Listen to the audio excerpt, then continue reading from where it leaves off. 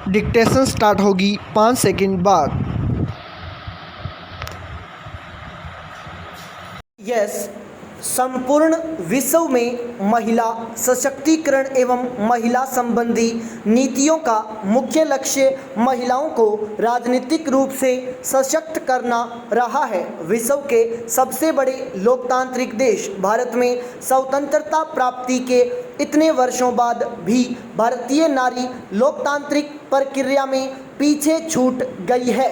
भारतीय संविधान द्वारा स्त्री पुरुष को समान दर्जा दिए जाने के बाद भी देश की महत्वपूर्ण राजनीतिक संस्थाओं में स्त्री की भागीदारी 10% से भी कम है। भारतीय समाज में स्त्रियों के प्रति उपेक्षापूर्ण व्यवहार की समाप्ति एवं उनकी राजनीतिक स्थिति को सुदृढ़ करने के लिए 12 सितंबर 1996 को पहली बार महिला आरक्षण विधेयक लोकसभा में प्रस्तुत किया गया था, जो तब से लेकर आज तक राजनीतिक दलों की राजनीति का शिकार है। मार्च 2010 में राज्यसभा में यह विधेयक पारित हो जाने के बाद महिलाओं को 33% आरक्षण देने की नीति पर काफ़ी विवाद हो चुका है।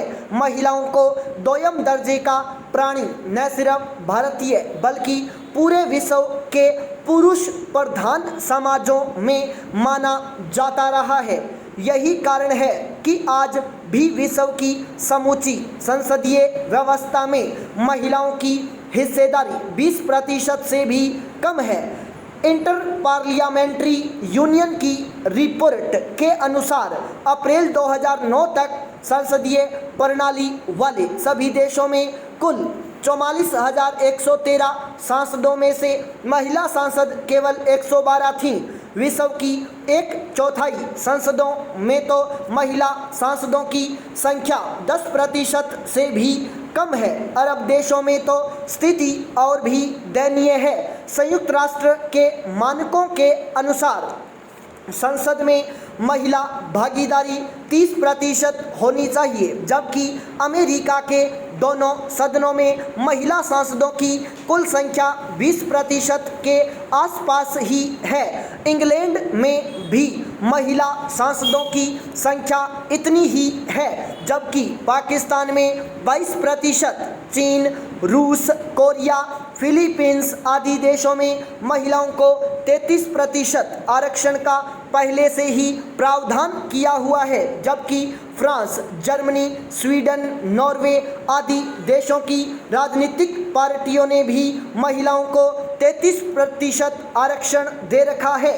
भारत में जहां एक ओर स्त्रियां आर्थिक रूप से पुरुष के अधीन रही हैं, वहीं दूसरी ओर सार्वजनिक जीवन में भी उनकी स्थिति अत्यधिक असंतोषजनक रही है।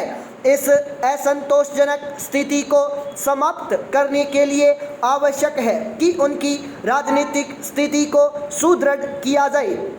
राजनीतिक स्थिति से तात्पर्य यही है कि ऐसे अनेक निकायों में जो निर्णयकारी हैं और जिन निकायों में राष्ट्र की सामाजिक आर्थिक नीतियों को निर्धारित किया जाता है, महिलाओं की सक्रिय भागीदारी को सुनिश्चित किया जाना चाहिए। बिना आरक्षण महिलाओं की राजनीति स्थिति को सुदृढ़ कर पाना अत्यधिक कठिन है, क्योंकि अधिकांश राजनीतिक दल पुरुष प्रधान मानसिकता वाले हैं, जो चुनावों में सामान्यतया महिलाओं को अपना उम्मीदवार नहीं बनाते। महिला प्रमुख पार्टियां भी पुरुष प्रधान समाज के कारण पुरुषों को ही उम्मीदवार बनाने के लिए बाध्य हैं। सरकार के विधायी एवं कार्यकारी अंगों में भी महिलाओं की भागीदारी न के बराबर है। अतएव स्त्री के अधिकारों के संबंध में आवाज़ नहीं उठा पाती। इसलिए यह आवश्यक है कि विधायी संस्थाओं में महिलाओं के प्रतिनिधित्व हेतु एक सुनिश्चित प्रतिशत आरक्षित किया जाए। महिला आरक्षण विधेयक के अनुसार संसद में 33.3% सीटें महिला उम्मीदवारों के लिए आरक्षित होंगी। चुनाव के लिए लॉटरी के द्वारा 1/3 सीटें महिलाओं के लिए आरक्षित की जाएंगी। वास्तव में भारतीय राजनीति में आरक्षण का प्रावधान अंग्रेजों की फूट डालो और राज करो की नीति का परिणाम था। अंग्रेजों ने भारत परिषद अधिनियम 1909 के माध्यम से पहली बार मुसलमानों को पृथक एवं प्रत्यक्ष प्रतिनिधित्व दिया। स्वतंत्रता प्राप्ति के बाद संविधान के अनुच्छेद 15 एवं अनुच्छेद 16 के अतिरिक्त अनुच्छेद 330 से लेकर अनुच्छेद 342 तक भारतीय समाज में सामाजिक एवं शैक्षिक दृष्टि से पिछड़े वर्गों के उत्थान के लिए विभिन्न प्रकार के आरक्षणों की व्यवस्था की गई है, किंतु अभी तक गठित किसी भी समिति या आयोग ने महिलाओं के लिए स्वतंत्र रूप से आरक्षण प्रदान करने की कभी भी संस्तुति नहीं की। महिलाओं को आरक्षण देने संबंधी मुद्दा पहली बार राजीव गांधी ने उठाया था। पाई पैराचेंज प्रधानमंत्री इंदिरा कुमार गुजराल के शासनकाल में महिला आरक्षण विधेयक को पारित करवाने की पूरी कोशिश की गई। उसके बाद भाजपा के नेतृत्व वाली गठबंधन सरकार ने विधेयक को संसद में प्रस्तुत किया, लेकिन हर बार लोकसभा एवं विधानसभाओं में महिलाओं को 33% आरक्षण देने का मामला विभिन्न राजनीतिक दलों के मध्य तीव्र मतभेद होने के कारण टलता गया। इन दलों की मांग आरक्षण में आरक्षण देने की है, जिसका अर्थ है महिलाओं के लिए आरक्षित 33% सीटों में भी 1/3 सीटें अल्पसंख्यक दलित एवं पिछड़े वर्ग की महिलाओं के लिए आरक्षित करना। वर्ष 2014 में गुजरात सरकार द्वारा राज्य पुलिस बल में महिलाओं को 33% आरक्षण देने की घोषणा की गई है। यह घोषणा करते हुए वहां की वर्तमान मुख्यमंत्री श्रीमती आनंदीबेन पटेल ने कहा था, समाज में महिलाओं की स्थिति बेहतर करने के लिए उन्हें सशक्त बनाने की आवश्यकता है। इसलिए हमारी सरकार ने पुलिस भर्ती में महिलाओं को 33% आरक्षण देने का फैसला किया है। केंद्र सरकार द्वारा अन्य राज्यों से भी ऐसी ही पहल करने की सिफारिश की गई है। आशा है भविष्य में इसके अच्छे परिणाम प्राप्त होंगे। महिला आरक्षण के संदर्भ में सबसे महत्वपूर्ण प्रश्न यह है कि उन्हें पर्याप्त आरक्षण क्यों मिलना चाहिए। समाज का सुधारवादी या प्रगतिशील वर्ग मानता है कि आरक्षण के माध्यम से पर्याप्त प्रतिनिधित्व प्राप्त होने से समाज का पर्याप्त विकास संभव है, जबकि समाज के रूढ़िवादी वर्ग का मानना है कि विभिन्न क्षेत्रों में महिलाओं के घर से बाहर निकलने पर उसका बुरा प्रभाव पारिवारिक प्रणाली पर पड़ेगा, जिससे समाज के विकास की नींव कमजोर हो जाएगी।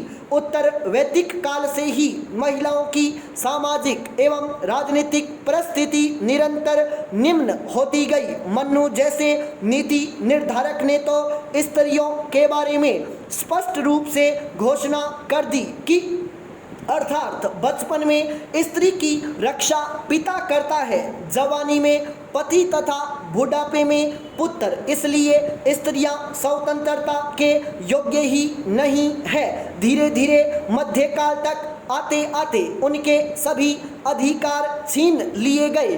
उन्हें पुरुषों के उपयोग की वस्तु मात्र बना दिया गया। पर्दा प्रथा के आगमन के साथ साथ उनकी स्थिति और दयनीय होती गई। लेकिन समय के साथ आधुनिक काल में पाश्चात्य शिक्षा के विकास एवं प्रसार के बाद महिलाओं के लिए एक बार फिर विकास का मार्ग प्रशस्त हुआ है। ऐसी स्थिति में महिलाओं को अपने सर्वांगीण विकास के लिए हर संभव कोशिश करनी चाहिए और पुरुष वर्ग को उनकी इस कोशिश में ईमानदारी पूर्वक सहायता करनी चाहिए। शिक्षा के क्षेत्र में अपनी क्षमता का परिचय देने के बाद स्त्रियों ने जीवन के अन्य क्षेत्रों जैसे व्यवसाय, प्रशासन आदि में भी अपना प्रभाव दिखाना प्रारंभ कर दिया है। इसके बावजूद उन्हें यह महसूस हो रहा है कि राजनीति में पर्याप्त प्रतिनिधित्व प्राप्त किए बिना उन्हें अपने संपूर्ण विकास के लिए अनुकूल वातावरण प्राप्त नहीं हो सकता। स्टॉप।